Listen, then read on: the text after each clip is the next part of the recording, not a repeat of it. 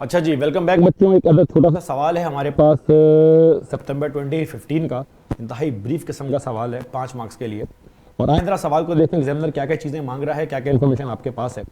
जनाब आपको बोल रहा है the following information pertains to Hope Limited for the latest financial year.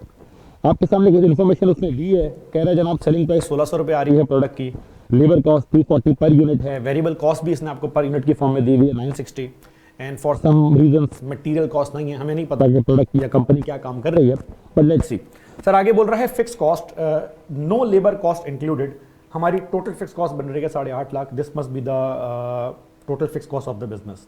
Sir आगे आपको बोल रहा है कि volume of sales and production, मतलब जितना माल बना रहे हैं सारे का सारा सेल हो रहा है, was 6000 units which represent 80% of the normal capacity. इसका मतलब यह है कि हमारी नॉर्मल कैपेसिटी हमारी एग्जिस्टिंग कैपेसिटी के मुकाबले ज्यादा है। तो अगर मैं सवाल में आगे बढ़ने से पहले एक छोटी सी वर्किंग करूं ये देखने के लिए कि भाई मेरी नॉर्मल कैपेसिटी बनती कितनी है, तो सर अगर मैं 6000 पे काम कर रहा हूं और ये 6000 मेरा 80% है, तो इसका मतलब यकीनन ये हुआ कि अगर मैं अपनी नॉर्मल कैपेसिटी के ऊपर ऑपरेट करना स्टार्ट करूं तो नॉर्मल कैपेसिटी के ऊपर मैं 7500 यूनिट प्रोड्यूस कर सकता हूं। सर आगे आपको बोल रहा है the management of the company is planning to increase the wages of direct labour by 15% with effect from next financial year. क्योंकि महंगाई बड़ी हो गई है, मजदूर शोर कर रहे हैं, तो मैनेजमेंट ने कहा यार एक काम ये करते हैं कि लेबर के पैसे थोड़े से इंक्रीज कर देते हैं। सर अगर लेबर के पैसे इंक्रीज कर देते हैं और 15% से लेबर के पैसे हमने इंक्रीज करने हैं, तो कंपनी ये सोच रही है जनाब कि लेबर को आने वाले साल में ना हम 276 पे करें। आगे आपसे 2 मार्क्स की एक छोटी सी ब्रीफ रिक्वायरमेंट के अंदर ये बोल रहा है जनाब calculate the number of units to be sold. अभी तो हम बना के बेच रहे हैं 6000, ठीक है ना, 6000 बना रहे हैं, 6000 सेल कर रहे हैं। बोले अगले साल का मुझे बताओ कि मैं कितने यूनिट बना के बेची हूं, अगर मुझे अपना प्रॉफिट मेंटेन भी करना हो, मतलब प्रॉफिट में भी कोई आंच ना आए, जो अभी प्रॉफिट आ रहा है वही सेम प्रॉफिट आए, लेकिन मैं लेबर की सैलरी 15% से इंक्रीज कर दूं। साथ में ये भी बोल दिया है कि the sale price remains at 1600। Normally business practice ये होती है कि जब आप लेबर की कॉस्ट या मटेरियल की कॉस्ट आपकी बढ़ जाती है तो बहुत सारे बिजनेसेस अपनी एडिशनल कॉस्ट को कस्टमर के ऊपर पास ऑन कर देते हैं। लेकिन मैनेजमेंट ये बोल रही है यार कस्टमर के ऊपर तो हम पास ऑन नहीं कर सकते, कस्टमर को 1600 का ही माल बेचना है। मुझे ये बताओ कि अगर मैं लेबर के पैसे इंक्रीज कर दूं तो मुझे यकीनन सेम प्रॉफिट अर्न करने के लिए ज्यादा माल बेचना पड़ेगा। तो कितना ज्यादा माल बेचना है? सर अब मेरे पास करंट प्रॉफिट तो दिया हुआ नहीं है, तो मैं सबसे पहला काम ये कर लेता हूं सवाल के अंदर मैं अपने पास सबसे पहले करंट प्रॉफिट निकाल लेता हूं। अच्छा जी सर, करंट प्रॉफिट निकालने के लिए ना मुझे छोटी सी एक वर्किंग अपने पास यहां बिल्ड करनी पड़ेगी और हम जरा मोटा मोटा एक हिसाब लगा लेंगे कि हमारे पास कितने का आइटम जो है वो सेल हो रहा है। सर मेरे पास इस वक्त इस प्रोडक्ट की सेलिंग प्राइस आ रही है 1600 रुपए, ये मेरी एग्जिस्टिंग सिचुएशन है। सर इस वक्त मैं आपके लेबर को पे कर रहा हूं 240, जिस पे वो खुश नहीं है। और सर इस वक्त हमारा बिजली का बिल, आगे पीछे के सारे खर्चे, वेरिएबल ओवरहेड्स आ रहे हैं 960 के। और इस वक्त मेरी कंट्रीब्यूशन पर यूनिट बन रही है तकरीबन 400 रुपये पर यूनिट। क्योंकि मेरा वॉल्यूम ऑफ सेल दोनों इस वक्त 80% कैपेसिटी पे 6000 है, तो 400 इंटू 6000 करने का मतलब ये हुआ कि मेरे पास मेरे भाई टोटल सीएम आ रहा है 2.4 मिलियन का। लेकिन सर ये 2.4 मिलियन का सीएम लेके मैं घर नहीं जा पा रहा। ये 2.4 मिलियन का सीएम घर लेके जाने से पहले मुझे एक अदर फिक्स कॉस्ट पे करनी है जो कि 8.5 लाख रुपए बन रही है, जिसका मतलब ये हुआ कि मेरा एग्जिस्टिंग प्रॉफिट इस वक्त आ रहा है 15,50,000 रुपए का। अब ये एक वर्किंग मैंने कर ली करंट प्रॉफिट निकालने के लिए, क्योंकि सवाल के रिक्वायरमेंट में लिखा हुआ है कि प्रॉफिट सेम रहे, कोई इंपैक्ट ना आए, लेकिन मैं लेबर की सैलरी इंक्रीज कर दूं। अब मैंने प्रॉफिट निकाल दिया है, तो सर अब एक काम ये करते हैं, इसी वर्किंग के अंदर आगे ही रिक्वायरमेंट ए सॉल्व करने की जो है वो कोशिश करते हैं और देखते हैं कि बेसिकली कंपनी क्या चाह रही है। कंपनी ये चाह रही है कि मेरा प्रॉफिट के ऊपर कोई इंपैक्ट ना आए, प्रॉफिट सेम रहे, लेकिन मैं लेबर के पैसे इंक्रीज कर दूं। तो सर अगर आपने लेबर के पैसे इंक्रीज करने हैं तो यकीनन आपके कंट्रीब्यूशन के ऊपर इंपैक्ट आना स्टार्ट हो जाएगा। मिसाल के तौर पे अगर मैं इस वक्त इस प्रोडक्ट का कंट्रीब्यूशन निकालूं तो मेरे पास 400 रुपए का कंट्रीब्यूशन आ रहा है पर यूनिट, और ये आइटम मैं 1600 रुपए का बेच रहा हूं।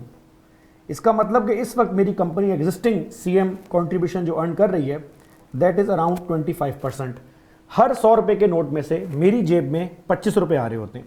अब कंपनी चाह रही है कि यार मैं कॉस्ट कार्ड को चेंज कर दूं लेकिन मेरे सीएम पे इंपैक्ट ना पड़े। तो सर मुझे ये बताएं कि अगर मैं नए कॉस्ट कार्ड की बात करूं, अगर मैं नई इंफॉर्मेशन की बात करूं, तो मेरे ऊपर क्या इंपैक्ट आएगा? सर कंपनी चाह रही है भाई सेलिंग प्राइस तो सेम रहे, सेलिंग प्राइस पे किसी किस्म का इंपैक्ट ना आए। सही है भाई, सेम रख देते हैं। सर ऑल तो कंपनी ये भी साथ में चाह रही है कि लेबर की सैलरी इंक्रीज कर दी जाए। वो कह रहा है भाई लेबर को 15% का इंक्रीमेंट देना है। तो सर अगर लेबर को 15% का आपने इंक्रीमेंट देना है तो लेबर को एक यूनिट पर हम 276 पे करना चाह रहे हैं, और क्योंकि वेरिएबल ओवरहेड के बारे में कोई बात नहीं हुई तो ये 960 हो गए। इसका मतलब कि जो मेरा नया सीएम आ रहा है पर यूनिट का, वो नया सीएम मेरे पास आ रहा है मेरे भाई, एक सेकंड, 364 पर यूनिट। अब इस नए सीएम के साथ हमारी कंपनी ये चाह रही है कि भाई पहले हम एक यूनिट के ऊपर 400 रुपए कमाते थे, अब मैं सिर्फ 364 रन कर रहा हूं। तो मैं चाह रहा हूं कि मुझे बताओ भाई कितने नंबर ऑफ यूनिट मुझे जो है वो सेल करने पड़ेंगे। अब सर इसको सॉल्व करने के 2-3 मेथड हो सकते हैं। आए बारी बारी दोनों ऑल्टरनेटिव मेथड को देख लें। इस सवाल का मकसद ये कि आपके पास थोड़ा सा आपका हाथ साफ हो जाए। ये पहला सवाल है जो हम रिकॉर्डिंग के अंदर ऐड कर रहे हैं ताकि आपको आइडिया हो जाए भाई एग्जामिनर किस तरह से सवाल आपके सामने प्रेजेंट कर रहा होता है। अच्छा जी सर, अब मैं क्वेश्चन नंबर 3 में जा रहा हूँ, which is obviously my requirement number A कि कितने यूनिट मुझे सेल करने हैं। तो सर इसको करने के मेरे पास 2 हल हैं। सर सबसे पहला तो हल मेरे पास है कि मैं टारगेट सेल निकालना चाह रहा हूं यूनिट्स के अंदर, तो मैं इसको फॉर्मूला की फॉर्म के अंदर जो है वो कर लूं। सर मुझे 3 चीज़ों की ज़रूरत होती है, target profit, fix cost and CM per unit. But CM per unit हमारा चेंज हो गया हुआ है। तो सर सिंपल सी बात है, फिक्स कॉस्ट मेरे पास आ रही है 8.5 लाख की, और टारगेट प्रॉफिट मेरे पास हम चाह रहे हैं सेम रहे। इसका मतलब है कि मैं चाह रहा हूँ 15,50,000 का ही प्रॉफिट मेरे पास हो। और जो नया सीएम मेरे पास आ रहा है, वो नया सीएम है मेरे भाई 364 पर यूनिट। तो मैं ऐसी सीएम को यूज करता हूं 364 पर यूनिट, और अपने पास अगर नंबर पंच करने जाऊं तो मेरे पास आंसर आ रहा है 6593 units. And now this is also making sense, क्योंकि इस वक्त मेरी कंपनी 6000 यूनिट सेल करके प्रॉफिट कमा रही है। लेकिन अगर मैं लेबर के पैसे इंक्रीज कर देता हूं तो लेबर के पैसे इंक्रीज करने की वजह से मेरा कंट्रीब्यूशन पर यूनिट कम हो जाएगा 364। अब मैं चाह रहा हूं कि प्रॉफिट भी सेम रहे, लेबर के भी पैसे बढ़ा दूं, तो सारी ख्वाहिशात तो पूरी नहीं हो सकती। तो अब आप अपने मैनेजर को बता सकते हैं कि सर अगले साल आपको 6000 के बजाय 6000 ऑलमोस्ट 600 यूनिट जो है वो सेल करने पड़ेंगे if you want to achieve the same level of profit that you were making before। अच्छा सर, इस सवाल की ना जो दूसरी रिक्वायरमेंट है दैट इज वेरी इंटरेस्टिंग। मैं रिक्वायरमेंट नंबर 2 पढ़ रहा हूँ। रिक्वायरमेंट नंबर 2 के लिए आपको थोड़ा सा खाना जो है वो कुक करना पड़ेगा, इसके अंदर थोड़ी सी वर्किंग आपको बिल्डअप जो है वो करनी पड़ेगी। आइए जरा देखें। कह रहा है जनाब, the management believes that if we make an additional investment of ₹760,000 in machinery, अगर मैं नई एक मशीन जो है वो ले आऊं, it will increase the total capacity by 25%। जरा याद रखिएगा, ये एग्जिस्टिंग कैपेसिटी की बात नहीं कर रहा है, ये टोटल कैपेसिटी की बात कर रहा है। इसका मतलब ये हुआ सर कि अगर मैं इस वक्त 6000 पर ऑपरेट कर रहा हूं और ये 6000 मेरी नॉर्मल कैपेसिटी का 80% है, तो मेरी फुल कैपेसिटी जो है वो 7500 की बनती है। अब ये बोल रहा है कि अगर मैं नई इन्वेस्टमेंट कर दूं तो नई इन्वेस्टमेंट करने से मेरी कैपेसिटी इंक्रीज हो जाएगी, और सर मेरी कैपेसिटी इंक्रीज होके पहुंच जाएगी 9375 यूनिट्स के ऊपर। चलो पहली बात तो मैंने ये चेक कर ली। Now back to the question. कह रहा जनाब, the management believes that an additional investment of 7,60,000 in machinery will increase the total capacity by 25%। सही है सर, ये बात तो मुझे क्लियर हो गई। आगे कह रहा है डिटरमाइन द सेलिंग प्राइस। इस सवाल में जरा ध्यान करना, सेलिंग प्राइस मांग रहा है, सेल्स नहीं मांग रहा। कह रहा है determine the selling price in order to earn a profit of 2 million. अच्छा, हमारी कंपनी ये चाह रही है कि पहले हम 15,50,000 का प्रॉफिट अर्न कर रहे थे, अब हम चाह रहे हैं कि हम 20 लाख का प्रॉफिट अर्न करें। Assuming that all units produced at increased capacity can be sold and the wage increase also goes into effect। अच्छा जी सर, यहां ख्वाहिशात बहुत सारी हो गई है मैनेजमेंट की। मैनेजमेंट ये चाह रही है कि हम लेबर को ना 276 भी पे करें और हम 2 मिलियन का प्रॉफिट भी कमाएं, और ये सारी ख्वाहिशात हम पूरी करें, और हमें सारी ख्वाहिशात पूरी करने के लिए जितने यूनिट्स हैं सब के सब सेल करने हैं। अब मुझे ये बताओ कि इस वक्त तो मेरी प्राइस 1600 की है, अगर मैं ये सारे यूनिट बेचूं, कॉस्ट भी बढ़ा दूं, तो फिर मुझे सेलिंग प्राइस क्या सेट करनी चाहिए? तो सर जैसे कि मैंने आपसे क्लास में कहा था, सीवीपी के अंदर आपके पास सीवीपी अपने आप में कोई चीज़ नहीं है। CVP they are more like tools. ये टूल आपको मैनेजमेंट डिसीजन मेकिंग के अंदर हेल्प कर रहे होते हैं। तो एक सिंपल सा मसला आपके सामने आ गया है। मसला आपके सामने ये है कि भैया ज़रा सेलिंग प्राइस तो बताओ, अगर मैं सारे यूनिट बना के बेच दूं। तो आप बहुत सारी हाइपोथेसिस के ऊपर काम कर रहे हैं। तो सर अब एक काम ये करते हैं, ज़रा इस सवाल को सॉल्व करने के लिए अपने पास कुछ चीज़ें बिल्डअप कर लेते हैं। सर रिक्वायरमेंट नंबर बी पूरी करने के लिए सबसे पहले तो मुझे ज़रूरत है जनाब फिक्स कॉस्ट की। अच्छा, इस वक्त मेरी एग्जिस्टिंग फिक्स कॉस्ट जो आ रही है, जो सवाल में दी हुई है, that was 8.5 lakh. Now we all know this, बहुत दफ़ा बात बोली है, दोबारा बोल रहा हूँ, sir depreciation will become part of fix cost.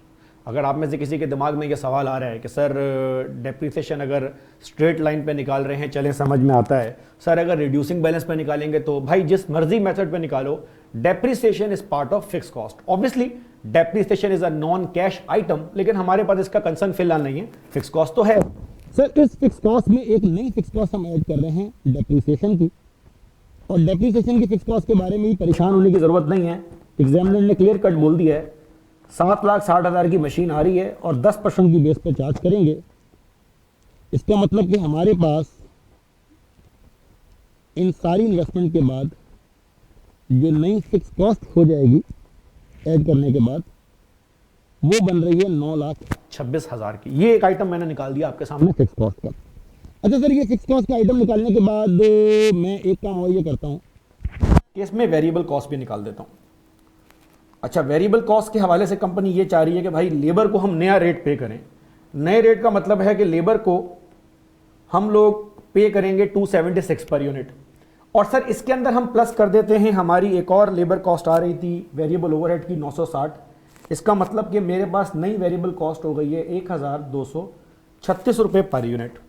Sir तीसरा आइटम मेरे पास सेलिंग प्राइस, सर ये नहीं है आपके पास। एग्जामिनर तो आपसे पूछ रहा है कि भैया कि इस सेलिंग प्राइस किस सेलिंग प्राइस के ऊपर ये सारा काम हमारा हो सकता है। और सर उसके अलावा हमारे पास ये बोल रहा है जनाब कि आपने नंबर ऑफ यूनिट्स जो सेल करने हैं वो एज्यूम करना है कि आपने सारे यूनिट सेल कर दिया। तो सारे यूनिट कितने हुए? वो कह रहा है जनाब इस वक्त हम 80% के ऊपर ऑपरेट कर रहे हैं, तो 6,000 का 80% बन गया, सॉरी 6,000 विच इज़ 80%, तो टोटल कैपेसिटी बन गई 7,500। बोल रहा है ये कैपेसिटी 25% से बढ़ जाएगी। ये सेम वर्किंग है जो मैंने ऊपर की है। इसका मतलब कि मैं 9,375 यूनिट बना के बेच सकता हूँ। अब वो बोल रहा है एज्यूम करो कि ये सारे यूनिट बेच दिए, तो ये सारे यूनिट बेचने के लिए और 2 मिलियन का प्रॉफिट अर्न करने के लिए मेरे पास सेलिंग प्राइस क्या होनी चाहिए? तो सर आए तरह इस सवाल को मुकम्मल कर लें, सारी चीज़ें हमारे पास रेडी हो गई हैं। सर एक काम ये करते हैं, ज़रा वहाँ से स्टार्ट करते हैं जहाँ से हमें ज़रूरत है। हमारी कंपनी का टारगेट प्रॉफिट, हमारी जो ख्वाहिश है वो कितनी है? सर हमारी कंपनी की ख्वाहिश है कि हम 2 मिलियन का प्रॉफिट कमाएं, लेकिन याद रखें कि ये 2 मिलियन का प्रॉफिट घर लेके जाने से पहले आपको अपनी फिक्स कॉस्ट पूरी करनी पड़ेगी, और आपकी फिक्स कॉस्ट नई डेप्रिसिएशन ऐड करने के बाद बन रही है 9,26,000।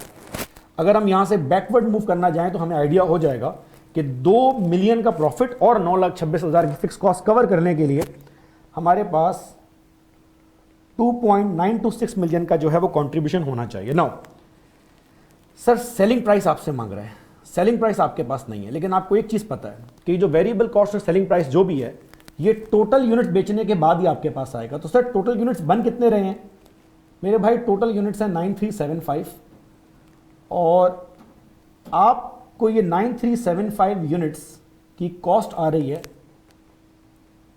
1236 पर यूनिट। तो अगर मैं ये नंबर पंच करूं तो मेरे पास कैलकुलेटर में अच्छा खासा बड़ा आंसर आ रहा है, 11.587 मिलियन की जो है वो वेरिएबल कॉस्ट आ रही है। तो अब तो पूरी गेम खत्म हो गई है। वो बोल रही है कि एज्यूम करें जितने यूनिट नई कैपेसिटी में ना सारे के सारे बिक जाएंगे। और आपसे पेपर में सवाल क्या पूछ रहा है? आपसे सवाल ये पूछ रहा है कि ये 9375 यूनिट्स किस सेलिंग प्राइस के ऊपर सेल करें कि हमारा काम हो जाए। सर यकीनन यहाँ से बैकवर्ड मूव करेंगे। अगर मुझे 2.926 मिलियन के कंट्रीब्यूशन की ज़रूरत है और अगर मुझे 11.587 मिलियन मेरी वेरिएबल कॉस्ट आ रही है, तो मैं बैकवर्ड मूव करके ट्रेस कर सकता हूं कि मुझे ऑलमोस्ट 14.513 मिलियन की सेल्स की ज़रूरत है। अब सर यहाँ से पूरा गेम हमारे लिए आसान हो गया है। मुझे 9,375 यूनिट सेल करने हैं और बदले में चाहिए 14.513 मिलियन। तो 14.513 डिवाइडेड बाय 9.9375, सर मेरे पास सेलिंग प्राइस आ जाएगी जो कि मेरे पास बन रही है सवाल में 1548 पर यूनिट। तो ये आपका आंसर आपके पास आ गया है सर। इसका मतलब कि आपको प्रोडक्ट की जो सेलिंग प्राइस 1600 रुपये थी ना, अगर आप कैपेसिटी बढ़ा देंगे तो आप सेलिंग प्राइस को कम भी कर सकते हैं 1548 पे। सिंपल सा एक सवाल था 5 मार्क्स के लिए। Thank you.